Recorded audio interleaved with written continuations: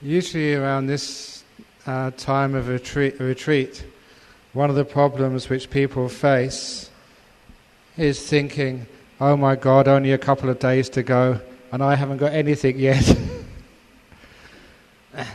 So today I was going to talk about using your wisdom instead of your efforts to understand the path of meditation and to overcome the obstacles to meditation. Because sometimes thoughts like that, oh my goodness, I've been meditating I don't know how many days now, 5, 6, 7 days, and there's only a couple of days to go, and I haven't got anything. What am I going to tell my friends after the retreat when the noble silence is gone and people ask me, how did you do? And I've got nothing to say. Well, I did a lot of sleeping. I managed to reach that stage. So why is it that so far that some of you haven't yet got into some nice meditation? What is the problem? So sometimes what happens is people get blockages in their meditation and they just keep on plugging away and plugging away and plugging away and still nothing happens. And instead of keeping doing the same old things, we try and use wisdom in our meditation just to stand back and see what's going on. Now, Ajahn Brahm says all you need to do is this, you do that, and all these wonderful things happen. Why haven't they happened yet? What is the problem? And that degree of reflection, is what we call gaining insight into the path of meditation. And by reflecting in that way, you can usually see the problem, and as soon as that problem is seen, it goes away straight away. When I'm meditating and I come across a blockage, you get so far and for some reason you can't go any deeper. Instead of persisting, I stop, pause, and find out what's going on.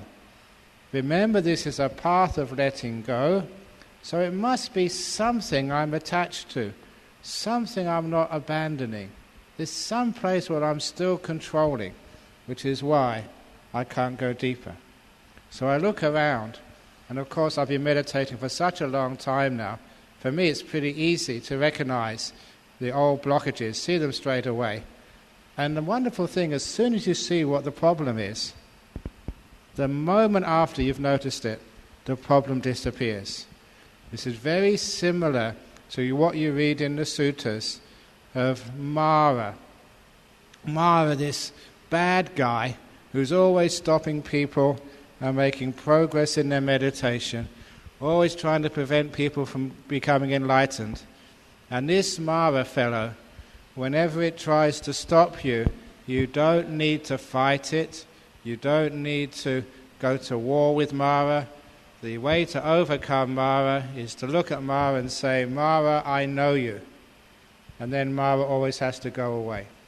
It's just with the wisdom is a power to overcome those blockages. So let's try and see one of those blockages. One of the greatest ones for you during this retreat is expectation.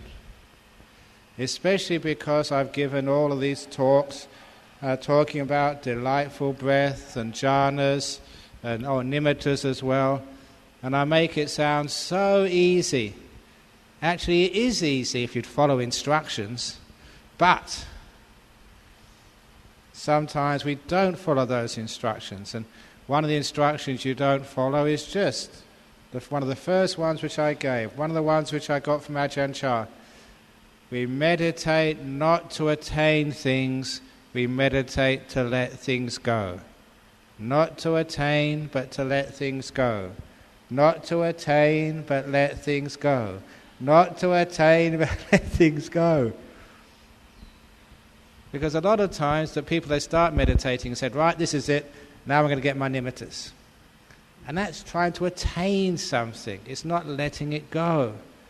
And it's that very desire and craving in the mind, which makes the obstacle. So sometimes if that happens to me, I'm meditating there, my nimitta doesn't come. And I look to myself, yep, I know, because I want it to come. I said, just let it go. I don't care. Nimitta comes, nimitta doesn't come. I'm totally equanimous. And then the nimitta comes. One of the other teachings I've given, which makes this very clear, and I usually give this in most of the retreats, is that it's so hard for people to understand what letting go actually is, or rather how to let go. But fortunately, the Buddha taught the 4 ways of letting go. And those 4 ways of letting go are found in one of the most famous and well-known teachings of the Buddha. In the first sermon, the Dhammacakkappavattana Sutta, in the Buddha's explanation of the third noble truth.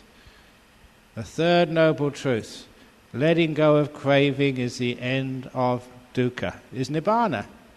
So letting go of craving, he gave the 4 ways to do that. And the first one is called chaga, which is generosity, liberality, giving. Now what that means is not just giving donations. Some people give donations, but is that letting go? Because sometimes people give a donation and they expect their name to be put on the board. So in Australia we don't call that giving, we call that buying advertising rights. If you give a big donation, it's Ajahn Brahm Hall, because I gave a lot of money for this hall. Now that's not giving, that's just buying advertising rights. Or sometimes people give a donation to the temple if their cancer is healed. Again, that's doing a deal, that's doing business.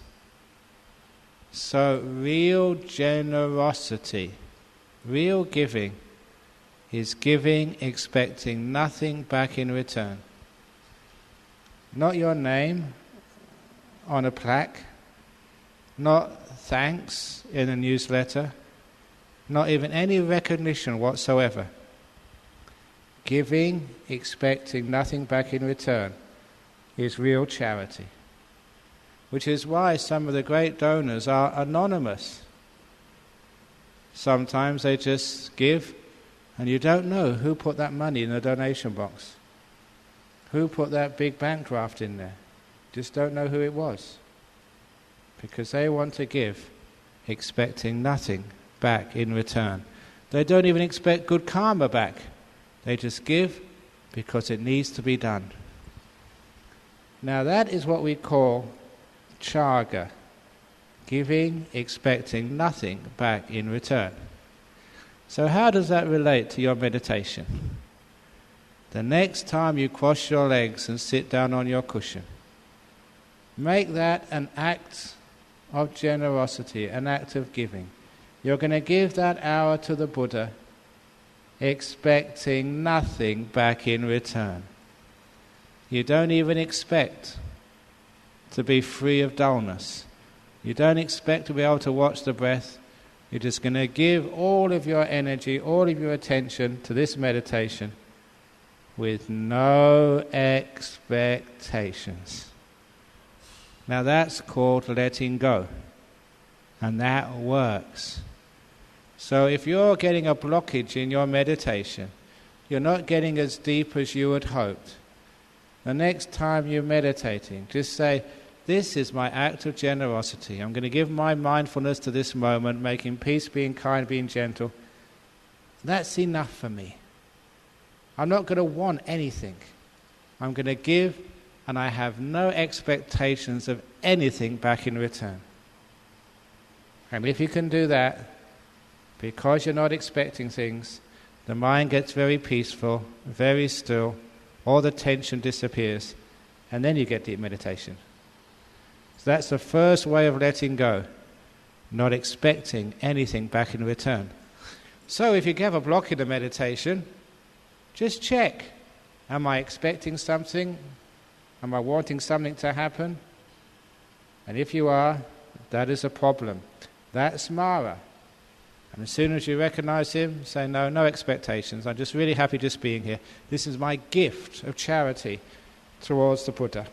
That's enough. Whatever happens, who cares? Then you let go. The second way of letting go is called patinissagga, which is abandoning things, to see how much you can throw away. And a simile which I've used for that is a simile of the hot air balloon. I don't know if you've seen hot air balloons in Penang, but these are these huge balloons, and you stand or sit in the basket underneath, and the balloon flies high into the air. It can only fly so high, and you're standing in there and it won't go any higher. So what do? There are sandbags in that basket, so you throw the sandbags out, hoping there's no one underneath, so it doesn't fall on anyone's head. But you throw them out, and as soon as you throw that weight out, the basket goes higher. Every time you throw something out, the basket goes higher and higher and higher. And that's just like meditation. Every time you throw out one of your attachments, every time you throw out one of your possessions, in meditation this is, you go higher and higher and higher. So what are the sorts of things you throw out in meditation? First of all, you throw out your past and your future, because that is very heavy, weighs you down, because most of the time you spend hour after hour going over a past which you cannot change, worrying about a future which is uncertain. Total waste of time, and that keeps you low down to the ground. But if you throw those things out, you go very high. So you go very high when you throw out the past and the future. And then what keeps you down? All this stupid thinking. Thinking, naming, having a commentary about what's happening. And all that thinking needs to be thrown out. So every time you see a thought, that's a junk thought, throw it out. Every time there's another idea, throw it out. These are all rubbish. As I said the other day to you in one of the talks, this is like spam on your computer. So every time there's a thought, delete. Another thought, delete. Another thought, delete. Until it just becomes an automatic. As soon as a thought arrives, delete. And after a while they stop coming. You're throwing them away. And once you're thrown away all these excess thoughts, you go really high. And the next thing you have to throw out is all these feelings in the body, all these sounds in your ears, which can be so distracting. It's so hard to find any silence. And after a while you think, why am I listening to that stuff? People are talking. Why do you have to listen to it? It's really weird that we can't control our hearing. It's any sound, and straight away we want to hear it. Any noise, we have to listen to it. It's none of your business. So after a while we throw away our hearing. In other words, we're just not interested. Anyone makes a noise, anyone's talking, it's just not our business. That is not hard to do. Many people can cut off their sense of hearing. Ordinary people, such as this couple in Perth. They were Malaysians living in Perth, and they told me this story. They were embarrassed about it, but I thought it's a great story to share with others, which shows how easy it is to let go of your sense of hearing. Because they were at home, sitting on the sofa, watching a movie. And once the movie had finished, one of them got up to go to the toilet, and the other one got up to make themselves a cup of tea. And as they got up from the sofa, they realized that just behind the sofa, things had changed. Because many of their expensive possessions were missing. They soon discovered a burglar had been into their house and come into the room where they were watching the TV and literally stolen things from right behind their back, maybe only 2 feet behind them. They were such a cheeky burglar. And they hadn't heard anything because they were too interested in the movie. If only we could be that interested in our meditation, so interested in our meditation, that people come, people go, we don't even hear them. Now that's possible for you to do that. Why? Is because they're not interested in all those sounds, they're interested in the movie. And if you, as I said the other day, put value into this path of meditation, this is really important, then you won't be able to hear the sound of the dogs or the sound of the people or the sound of the cars. You only want to hear those things because you're a bit distracted, you're not really happy and content with the meditation. So throw all that stuff out. And when you throw all that stuff out, throw all the feelings in the body out, all you're left with now is the breath. See, these are the stages of meditation. As you throw things away, you're left with less and less and less to occupy your mind. And as you throw these things away, you go higher and higher and higher. So if you're watching your breath and you can't stay with the breath, it means there's still things you have to throw away. You haven't done that yet. You get them back afterwards. It's just like sometimes you go on the aircraft and they ask you, have you got any sharp objects in your luggage? And if you have to give them up and you get them back on the other end of the journey. So just like in meditation, madam, have you got any sharp objects like the past and future? I'm sorry, you have to check them in. You can't take them on board Buddha Air. Have you got any thoughts? I'm sorry, those are liquids. You've got to check them in. You can't carry them on board. So if you want to board Buddha Air, this great meditation airline which goes to enlightenment, you've got to throw all these things out. You've got to check them in rather than carrying them in with your cabin baggage. They're not allowed on the path of meditation. You have to throw them away. And as you do throw them away, you go higher and higher and higher. So you're meditating there, and you've got the breath, you've thrown things away, and it doesn't become a beautiful breath. It means there's something you're still keeping, you haven't thrown away yet. And one of the things you're still keeping, which stops you going from the ordinary breath to the delightful breath, is you're still controlling too much. Just let go. Throw away this backseat driver, this controller, this thing which doesn't let the meditation develop.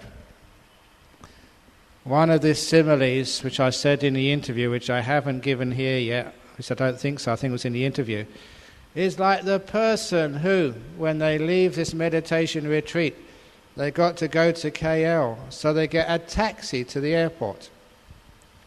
So the taxi meets them at the front of this temple. And they get inside the taxi and they tell the taxi driver, I want to go to the airport. Now, I want you to drive slowly because I've just been on a meditation retreat. And please keep to the left and don't sound your horn because I've been meditating, I'm very sensitive. And don't drive too fast and don't brake too suddenly. And if there's anybody, because I've been practicing compassion, if anybody wants to come in front of you, let them come in front of you. I'm not in that much of a rush. Now, please don't talk to me just when you're driving because I've been doing noble silence. And please don't smoke because, I'm into good health. And please don't listen to your radio because I like to meditate when I'm in the taxi. And if you go on like that, imagine in real life, if you did that, that taxi driver would throw you out of the taxi before you got to the corner of Kampa Road. He'd say, listen, madam, if you want to go to the airport, I'll take you there. You sit in the back and shut up. And that's like what your mind does sometimes. Now come on, watch the breath. No, don't watch it this way, watch it that way. Now, Ajahn Brahm said you've got to watch it with kindness. And I mustn't do anything, though. And I must sit straight. But it doesn't matter if I get dozy. And if there's a thought comes up, just be kind to it. And if I get sort of start nodding, that's okay. I can just not control my posture. And if you give all those instructions all at once, no wonder your mind throws you out, say, I'm not cooperating with you, you control freak. So, all you need to do is to throw away all this and just say, watch the breath. And your taxi driver, like all the taxi drivers in Penang, they all know the way to the airport. They'll get you there in their own way. Your mind knows the way how to meditate. It's only you don't give it enough time, enough opportunity to do the meditation for you. So all you need to do is give the instructions and then throw everything else out. Throw away the controller. And that's one of the biggest things you have to throw out of your basket if you want to fly high in meditation. So when you get to a blockage, have a look. Why can't you go deeper? It's something you've got to throw out. Controlling. And that's one of the biggest things you have to throw out. As you go deeper in meditation, you're getting to the breath, it's delightful breath, then it's about to disappear. And you can't get the nimittas up. Why is that? What are you attached to? What aren't you throwing away?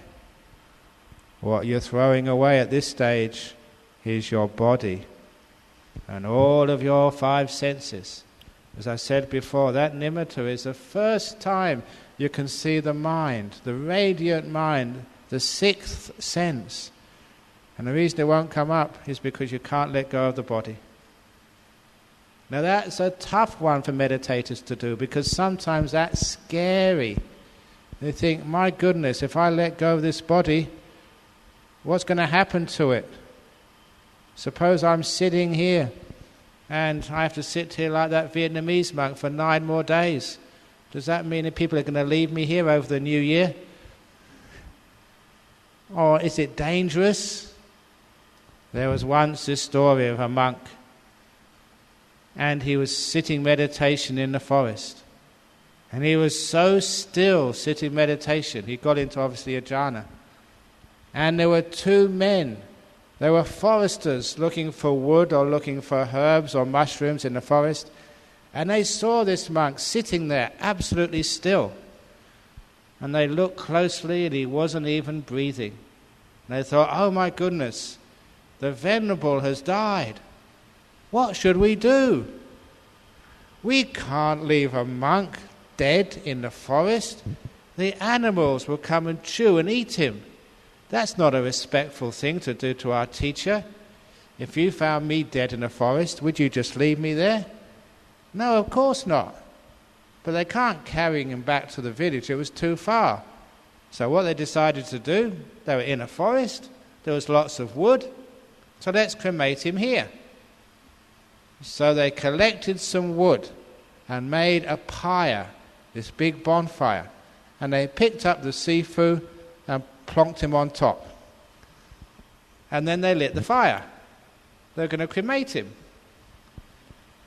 And as soon as the wood had caught light and it was burning well, he hadn't been cremated yet, but they thought, well, it's only a matter of time. Nothing can happen now. We're very busy people. So they went on with their business of collecting mushrooms and herbs in the forest, leaving the fire to do the business. So they cremated him. Now he wasn't dead. He was just in deep meditation. So you know what happened? Nothing. The following morning, he walked into the village on arms round. Not even his robes were damaged. And that's a very famous story which shows if you go into deep meditation, if you throw away your body and get into even nimitta stage, your body is perfectly safe.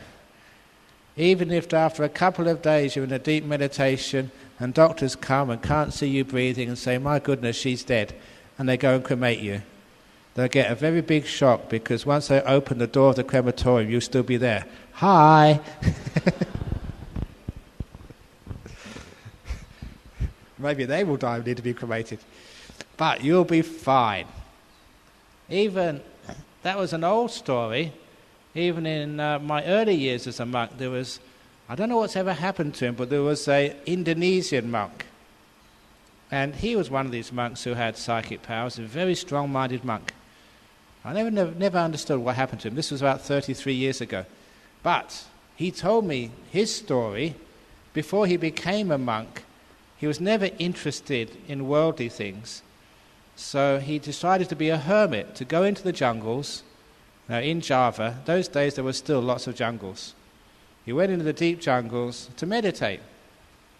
And interestingly, how he described it, I remember this. He said he looked at the sky and he said he saw this star coming towards him. And it sort of enveloped him. And you know what that is, that's nimitta. He wasn't looking at the sky, this was in his mind. He got into a nimitta. He went into a very deep meditation. And he never knew for how long. And it turned out it was for several days. And when he came out of his meditation, in the jungle he saw there was so much damage to the jungle around him. And he checked with the villagers, yes, there had been a big flood in that area for a couple of days. And he could see by the marks on the trees that he had been underwater for all those days, maybe 2 or 3 foot above his head, totally immersed. Number one, he hadn't known a thing about it. Number two, perfectly okay, survived. So that was a true story in my own lifetime about the fact if you get into these deep meditations, you're totally invulnerable. So you don't have to worry at all. Get into the deep meditation, no problem. Actually, this is another story somebody told me recently, just a couple of weeks ago. They told one of my secretary in Perth. I think I told you that about the Malaysian man who had a heart attack. I think I mentioned that already, didn't I? No? Okay. He wasn't a Malaysian, he was a German man staying in Malaysia. And he had a heart attack. And he felt sort of the pain in his chest.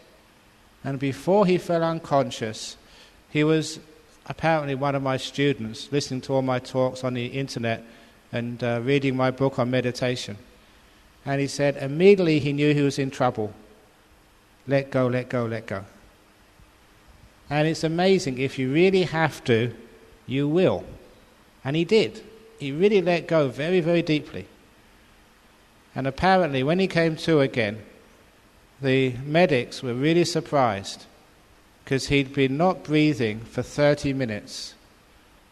It took him 10 minutes to find him, do CPR for another 20 minutes, basically having given up on him. And when he came out after 30 minutes of non-breathing, he was perfectly healthy, no brain damage, nothing wrong with him at all. And even so, the doctors were surprised, but he said, I'm not surprised, I knew exactly what happened because I really let go and I got into a nice deep meditation for half an hour. So all my body was perfectly safe. And he rang up to say thank you for saving his life and saving his brain. So these things actually happen. If you really do let go, throw away your body, then it's perfectly safe. So that if you get to that stage that you have the delightful breath, or some people go to this nothingness state, it means you're still holding on to your body somewhere. So throw it away. All this seeing, hearing, smelling, tasting, touching, all this physical body. I've had all these bodies in my many lives. This is just another one. It's perfectly safe. Bye-bye body. I'm going to enjoy myself. And if you find quite often that is the barrier between you and the nimittas, you just can't let go of that body. And it shows you actually how attached you are to your body. Even I remember, many people have said this, but the first time it was a disciple in Singapore. They were meditating and then they couldn't feel their hands. And as soon as they couldn't feel their hands, they came out of meditation and came to see me. They were terrified. Ajahn Brahm, what does it mean? I can't feel my hands. Is this some neurological, like MS? I'm going to sort of be paralyzed? Say, no, it's just nature, just let go. Your hands are there all the time for you. Put them aside for a while. But because he'd never experienced that before, he was very afraid. He thought he was losing control of his whole body permanently. So when your body disappears, it's only temporary. You're leaving it alone. You're chucking it out of the basket so you can go much higher. So, if that stage, just check. What are you holding on to? And it's usually your body, or some part of the body, or your hearing. So when you throw that out, this beautiful nimitta comes. Oh, it's really worth it. The higher you go in that balloon, the more wonderful is the view, and the more cool and pleasant is the air. So it's worth doing. Just throw away the body. It's perfectly safe, and unfortunately, it will be there for you afterwards. You have to pick it up and enjoy it afterwards. So there you are, just having a nice nimitta experience, but then it's not stable. Comes and goes, flashes, moves all over the place. Now that's not going to really help. Remember that this whole meditation is learning how to be still. So if your nimitta is moving, that means your mind is moving. You're moving. So the thing which you're holding on to at that particular stage, the more subtle form of control. You're holding on to your will. At that particular stage, I've given a few of you one of the nice similes. It's like you've been driving your car in the busy Penang traffic. And now I'm asking you to take your hands off the steering wheel, to take your feet off the pedals in the busy traffic and totally let go. And that's what it's like when you're watching the nimitta. You really got to take your hand off all the steering wheels, feet off all the pedals, hands off all the levers, and stop controlling it. That's what you've got to throw away. Or, to make it even more interesting, you unscrew the steering wheel and you throw it out the window. You unscrew the pedals and throw them out the other window. So you can't control your car at all. Then the nimitta becomes really, really still. But sometimes you have that nimitta and it's very brilliant, and usually one of the first times people get into a jhana, they go in and they come out again. It's what I have called in my book yo-yo jhanas, like that little toy which kids used to have, playing the yo-yo, goes up and down, up and down. Now, yo-yo jhanas are pretty neat because you still get a heap of bliss, but it doesn't last. And the reason is, usually as one is going in, again, there's more little control, the last bit of control. You've given it up, but you go outside and pick up the steering wheel, put it back on again because it's just too powerful for you. You've really got to let go of controlling to enter those jhanas. So that is the thing you have to throw out. And if you throw all these things out, it means you really are practicing not to attain things, to let go of things, to see how detached, how empty, how few possessions you can have in your mind. It's like spring cleaning your mind. Past and future, thinking, all this worried about your body, worrying about controlling, all of that throwing out. And when you throw it all out, it's perfectly, perfectly safe, and it means you get marvelous experiences of what it's like to be free and empty. So that's the second part of letting go, throwing things out, seeing what you're attached to, what's stopping you going deeper, noticing it, throwing it out. Now the next way of letting go, again, is one of my favorite ones. And it's an old story which I'm sure many of you have heard before, but it's a very funny story, and it's worthwhile telling for those people who haven't heard of it. And that is the path of freedom, because that third way of letting go is called muti, which means freedom. A lot of people don't understand what that word means, what it's like to be free. Because you don't have to be in a special place to be free. People in jail can be free. People with cancers can be free. People who are dying with a very painful body can be free. And they don't need to change anything. Because in order to understand what I mean, there is this story. And this was a story of one of my fellow monks going to teach in prison in Australia. And he'd been teaching many weeks when one of the prisoners invited him to stay behind a little bit longer. They wanted to give him a cup of tea and just talk to him, because they had some interesting questions, not just about meditation, but why he became a monk, and how long he's become a monk, and what he thinks about it. And in particular, they wanted to find out, what do monks do? What is your schedule? They asked him. And at that point, he started describing a day in the life of a monk in our monastery in Australia. So he said, from the beginning, we get up at 4 o'clock in the morning, he told the prisoners. And at that, the prisoners said, what? 4 o'clock in the morning? Even in prison, even the murderers don't have to get up that early. And that was when the monk said, well, actually, in Ajahn Brahma's monastery, it is optional. Getting up at 4 o'clock in the morning is optional. You can always get up earlier if you want to. That's the only option, but not later. And then what do you do?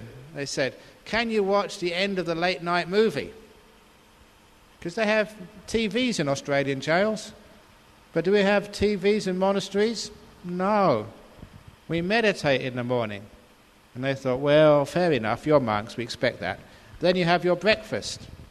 In Bodhinyana Monastery, we do have a breakfast, but it's usually one of these cups and maybe just half full of muesli or cornflakes or something. Not like the breakfast you have here.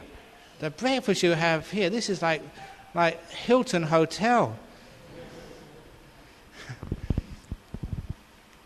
And the prisoner said, is that all they give you for breakfast? Just half a cup of muesli? He said, yeah. That's terrible, they said, even in jail. Now, they have like a buffet here. They can have bacon and eggs, they can have pancakes, they can have cereal, they can have muesli or fruit. They have this whole, again, buffet, even probably more than you have here in prison in Australia. But then what do you do after breakfast? Can you play sport, have a game of tennis or football? I said, no, we don't play sport, we work in the mornings. And those of you who have been to our monastery, have seen us work. We work very hard. If you don't believe me, just I think a day before I left to come to Singapore and Penang, we had, for those of you from KL, Dolly visited. Dolly Teo. She used to be, I think, the secretary of the BGF. And I was busy working, so she got a nice photograph of me, all with my work gear on, working in Jhana Grove. So even I work really hard. And all the other monks work really hard. And when we told them how hard we work physically, those prisoners in Australia said, oh, they'll never get us to work that hard. No way, we'll go on strike. And sometimes even the prisoners refuse to work. And there's nothing much the Australian prison officers can do about it. So then what do you do for lunch? Now we have a lunch, but not like here.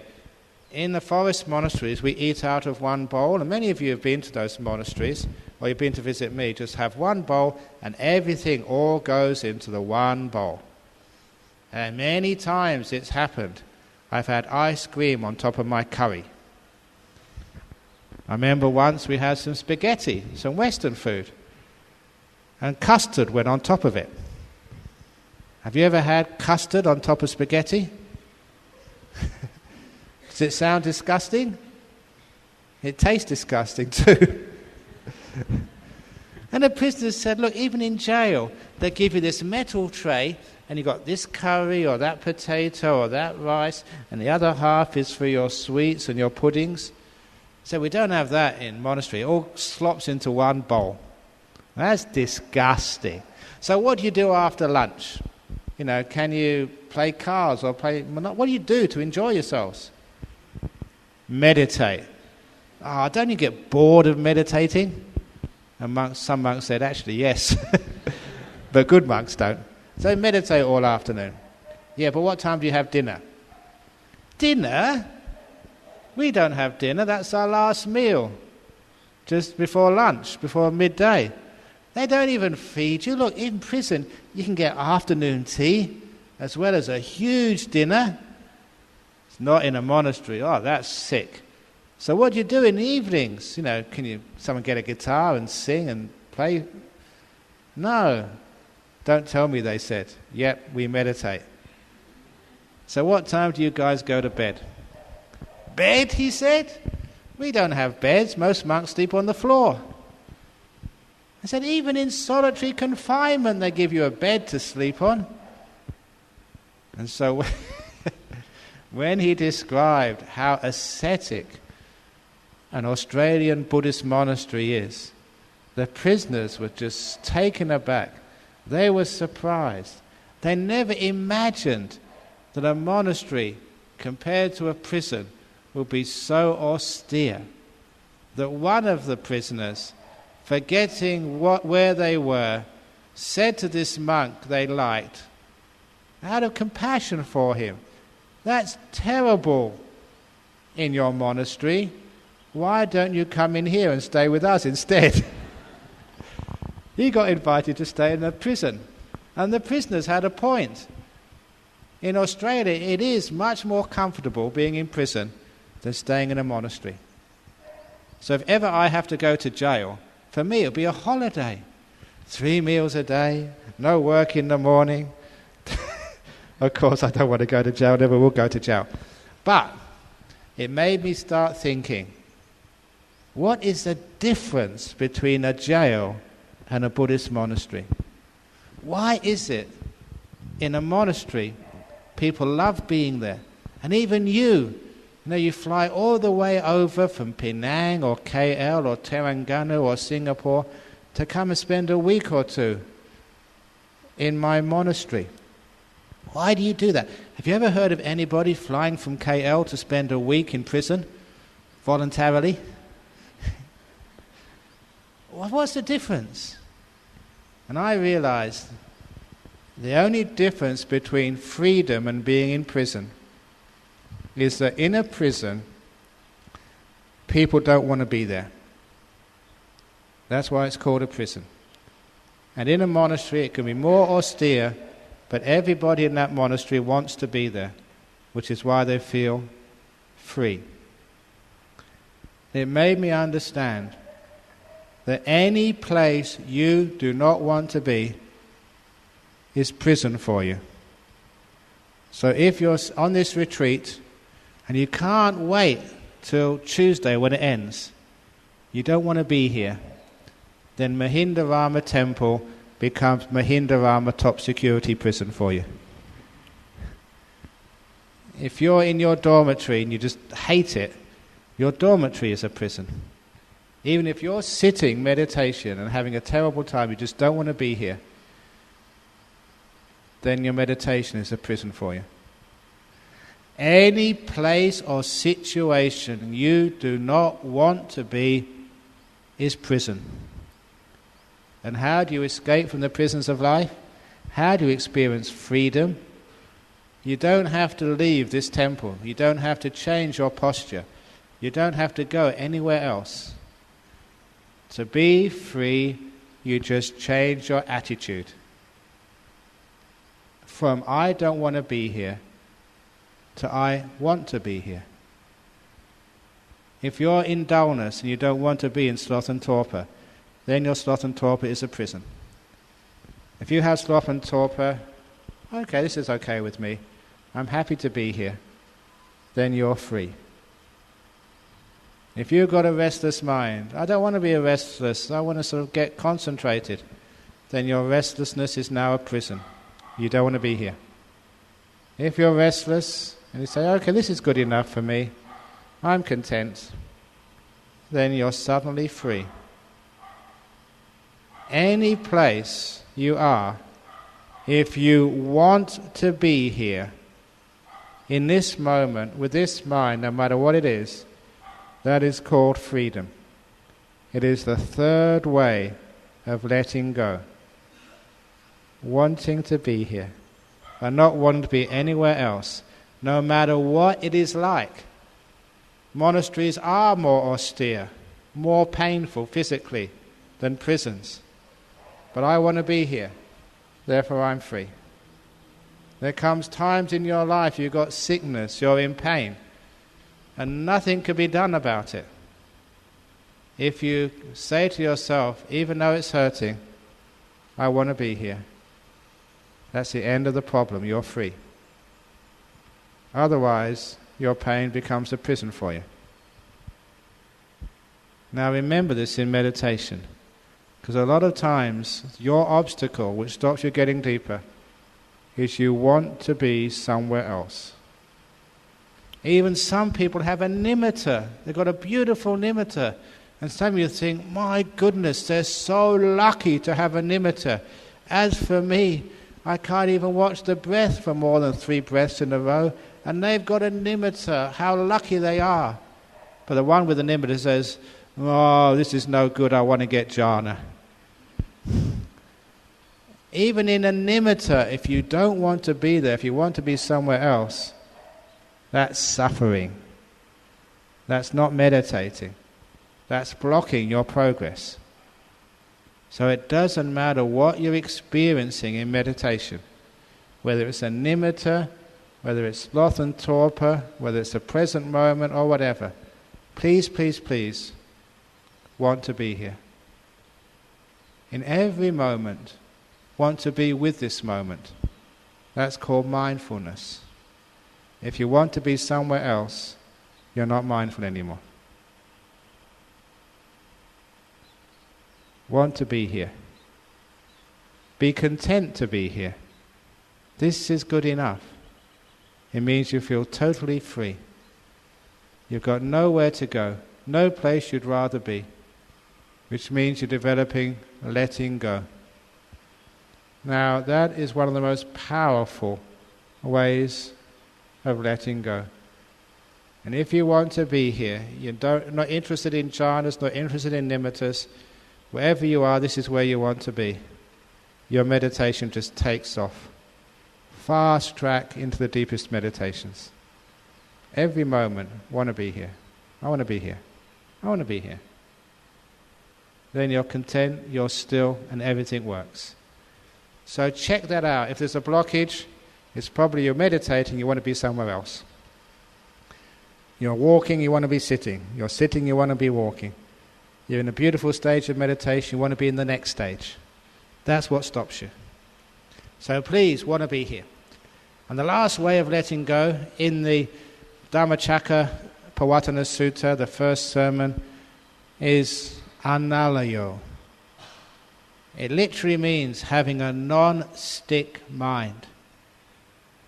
Because alaya, many people know that word from Himalaya and Meghalaya. Himalaya is the proper pronunciation of what we call the Himalaya. It means the abode of snows. It where snow sticks. Meghalaya is where the clouds stick. It's one of the states in the northeast of India.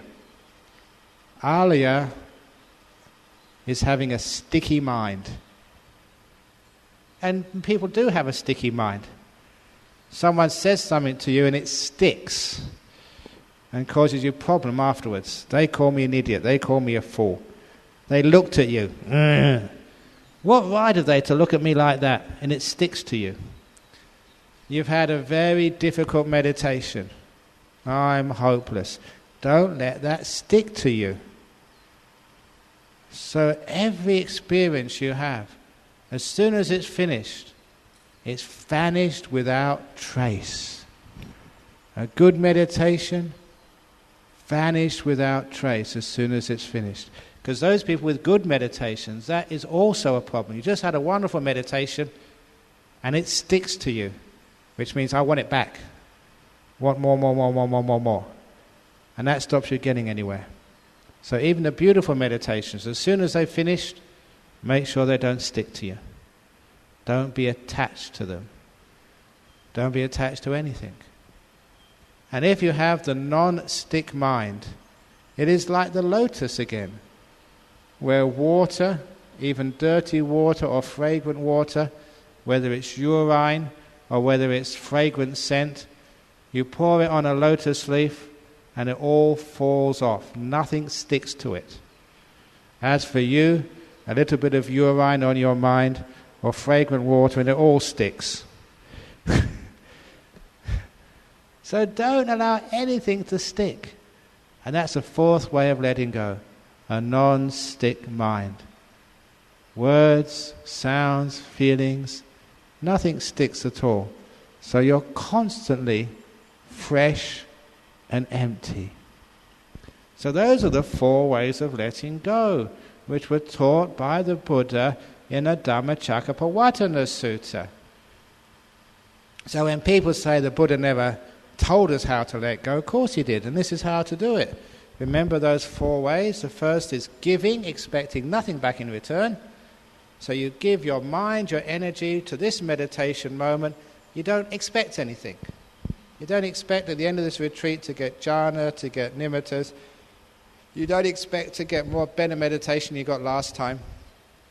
This is an act of giving for you, giving these days to the Buddha, the Dhamma and the Sangha. Not expecting anything back in return. Number 2, seeing how many things you can throw away. Especially these attachments to body, to control, which people have. Throw everything away. Just be content to be here. Want to be here in every moment. This is good enough. Imagine in 3 or 4 days' time, many of you will be back at work. You'll be struggling in front of the computer screen, arguing with your boss, trying to get more work out of your employees, travelling through the busy traffic. Isn't it wonderful just to be here?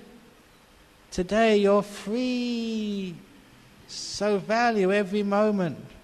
Just want to be here. And lastly, let nothing stick at all. Even all of the teachings I've just given over the last 50 minutes. Don't try to remember them. That will block you. They're all there. It's one of the strange things which I've found in meditation practice. Sometimes I'm meditating, and when you come across a certain point, an instruction just comes up, and I thought, where did that come from? And I look at it and I remember, my goodness, Ajahn Chah told that to me 40 years ago, 30 years ago. And it's amazing, these meditation instructions, as soon as you hear them, they go in. You're already instructed. You're already brainwashed by me. You don't need to remember it, because you'll find at the right time and the right place, the instructions will come up. This is especially powerful in deep meditation. In ordinary life, there's just too many instructions. They just all come up, you don't know which comes from where. But in a deep meditation, sometimes some of you will be meditating, you come across a blockage, and an instruction will come up, and you think, my goodness, Ajahn Brahm told me that last year. And you'll find it's almost just been waiting there. Waiting, stored in your subconscious, waiting for the right time to do its work. That's how I've experienced it, and that's how you'll experience it. So you don't need to gather things. Just trust in the process and have a non-stick mind. If you have too much knowledge, if you know too much, it just obstructs and complicates the path. So those are the 4 ways of letting go. And it's how we use wisdom and insight to actually develop in deep meditation. We know about attachments, because those are the things which we meet, which stop us, which we have to throw away. And the deeper you go in meditation, the more you learn about attachments. As you go deeper in meditation, the more you understand what freedom means. As you go deeper in meditation, you know more about this wonderful thing called emptiness. Not as a theory, but as your own experience. So as you practice more and more, insights not only help you go deeper and have more fun in your meditation, but they also teach you about the nature of yourself and the world in which you live. So that's the instructions for this morning. Are there any questions? Yep. Yeah.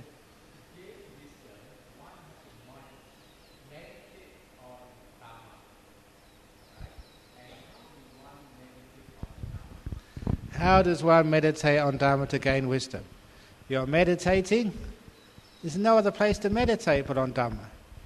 So in other words, you're getting very peaceful, very still, which means your mindfulness is increasing, you're seeing more. It's a natural process. You don't decide, now I will get insight. Insight comes to you. To go back to that simile of getting on the aircraft called Buddha Air. Once you get on the aircraft, you sit down in your seat and you buckle up, you don't move anymore. And after a few minutes, after you've taken off, the flight attendant comes up to give you what we call on Buddha Air, not the in-flight service, but the insight service. They come up to you and, sir, we have on the menu today anatta. Would you like to understand anatta? You say, oh yeah, thank you very much, I'll have some of that.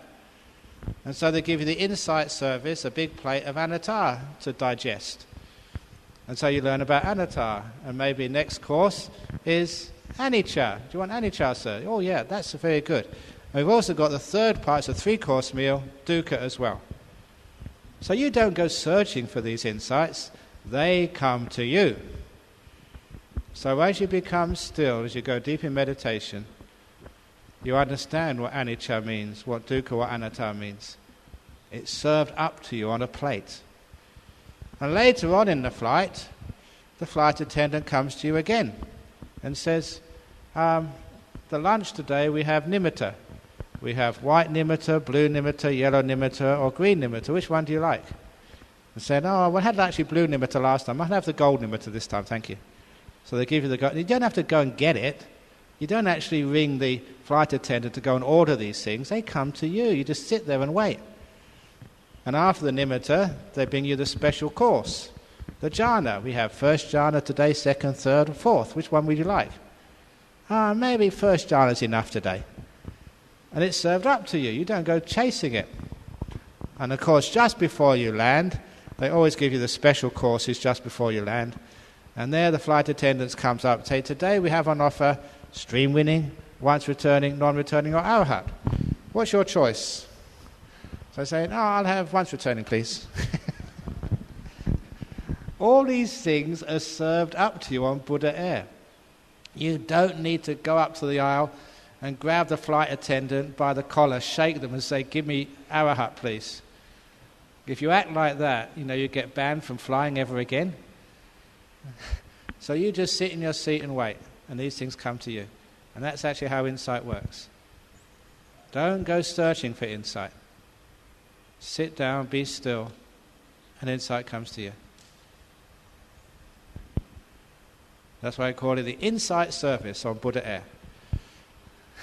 All part of the airfare. No extra charge. Not like one of these budget airlines where you have to pay extra to get anything to eat. This is all part of the fare. Any other questions? Okay. So do you want to be here? Or do you want to be somewhere else?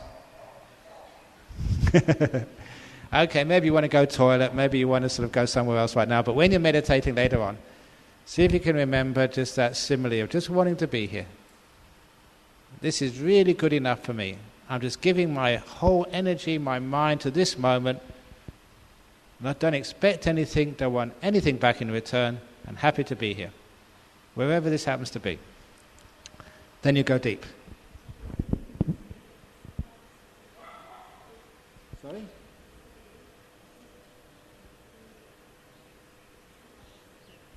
So I couldn't hear because of the fan. Could you shout up?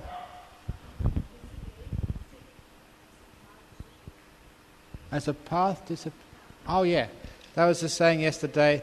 The path is, but no traveller on it is seen. Is that the one? So I still can't hear you because of the fan. What did you say? I can't hear you either.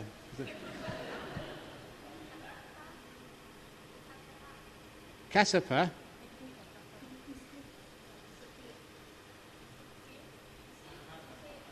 Oh, Kassapa disappeared. Oh, yeah.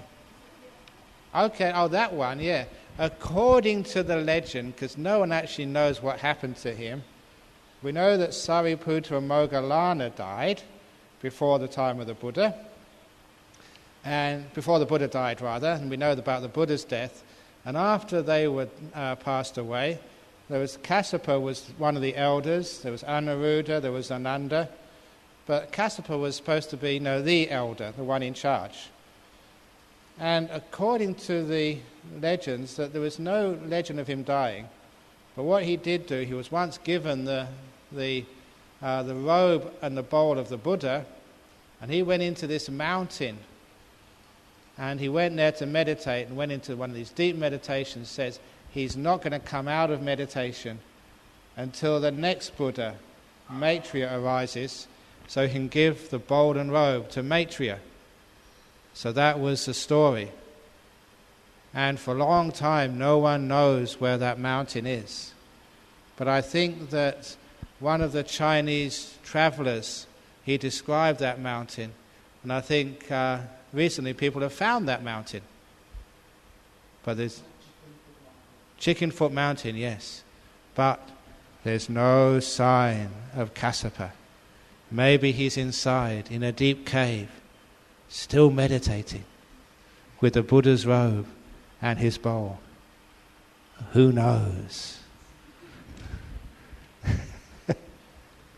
That's a legend, that he never died, that he's still meditating in deep, deep stillness.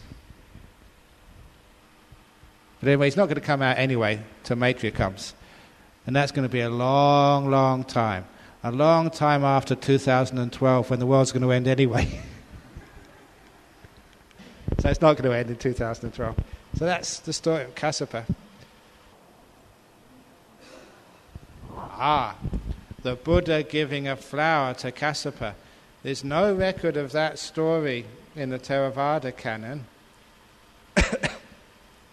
So it sounds not really, it's probably would be added afterwards. Because anyone who knows Mahakassapa from the Pali canon, he was one of these monks who hardly ever smiled, if he smiled at all.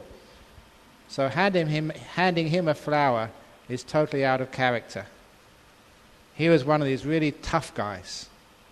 He was more like today, like an Ajahn Mahabua. For those of you who've gone to see Lungta Mahabua, that's a sort of more like the character, but even tougher, of Kassapa. So that story is not in the Theravada canon. It could have happened, but it doesn't sound likely to me. But that's Kassapa, still meditating in a cave, maybe. Okay, so that's all, by the way. Okay, yeah, last question. That's a very good question. It seemed that in the original type of Buddhism there was only one or two Buddhas, but then afterwards there was many more were created. And it was supposed to be like a Buddha in a long, long, long, long distant future, way after Maitreya. But then it became, it's sort of the legend grew and grew and grew and grew. But the idea of Amitabha means unmeasured radiance, limitless radiance. And that whole idea of Amitabha, some of you already have actually touched nimittas, which are so powerful and so radiant, you think you're going blind. Powerful nimittas. You never go blind because that nimitta is seen with the mind, not with the physical eye. But sometimes people feel that, and they say that. Now you get some idea of what Amitabha actually is, the limitless radiance of the mind when it gets pure in meditation. So instead of worrying about is there an Amitabha, is there not an Amitabha, and sort of upsetting some people who devoted their whole life to Amitabha, to say, well, yeah, we can find Amitabha in our deep meditation. And that is not a being, but the limitless radiance of your mind when it gets deep in meditation. So that's a nice diplomatic way of not upsetting people. By saying, yeah, I don't believe in this, or I believe in it. that make any sense to you? Not really. So, if there's other beliefs and other people there, they believe in the Pure Land and Amitabha, and they think that all they need to do is to chant the name Amitofu, and then they get to the Pure Land, and then they become enlightened from there. Sometimes it's not nice, as a fellow Buddhist, to keep arguing with people and challenging them. Who's got the best type of Buddhism? It's best actually just to understand the Dhamma as best you can, and see if you can take the best qualities, from every other type of Buddhism, every other type of religion, and incorporate them into your practice. So don't be like an extremist Theravada who's going to fight a jihad and a war on anybody else who doesn't agree with you totally. Because wherever you find something useful, make use of it. So when I heard Amitabha, as far as I'm concerned, that was something which came a long time after the Buddha's teaching, after he passed away. And some of the teachings don't make any sense to me. But when I heard the word Amitabha, you can recognize that, what it means. And that's something which I do worship. The radiant, beautiful mind. And leave it at that. Okay, so now's the time to meditate rather than speculate. And for those people who want to have interviews, be down in the interview room in another 5 minutes' time. And have a happy morning. And remember, even though you may think there's, 3 days left? 3 days is 72 hours. 72 hours is 4,320 minutes, which is almost 250,000 seconds or something like that. So 250,000 seconds to go before the end of this retreat. And you only need 1 second to get full enlightenment. So you've got 250,000 opportunities. So don't think, oh my God, the retreat's almost over. You've got thousands, hundreds of thousands of opportunities. So stay cool and be patient. Don't panic yet. Okay. See you downstairs.